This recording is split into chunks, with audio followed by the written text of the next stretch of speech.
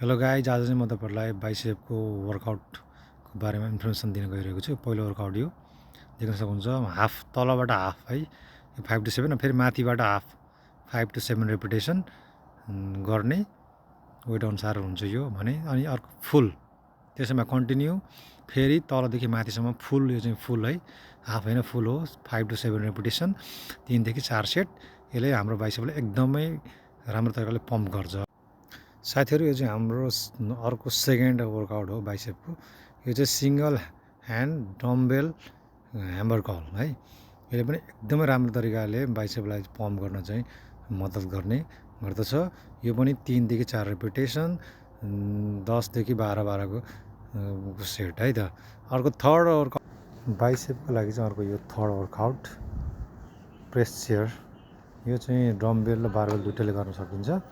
Normally हामी चाहिँ gym हलमा गर्दाखेरि चाहिँ चेयरमा चाहिँ प्रेस गरेर गर्ने हो, तर यो चाहिँ अहिले घरमा चाहिँ होम वर्कआउट भएको हुनाले यसरी हामीले चाहिँ हाम्रो कुइनोलाई घुँडामा राखेर यसरी गर्न सक्छौँ। यो थर्ड एन्ड लास्ट वर्कआउट हो बाइसेपको लागि। यसले पनि एकदमै धेरै इफेक्टिभली असर पार्छ हाम्रो बाइसेपलाई ग्रोथको लागि, पम्पको लागि है। सो यो 3वटा वर्कआउट छ।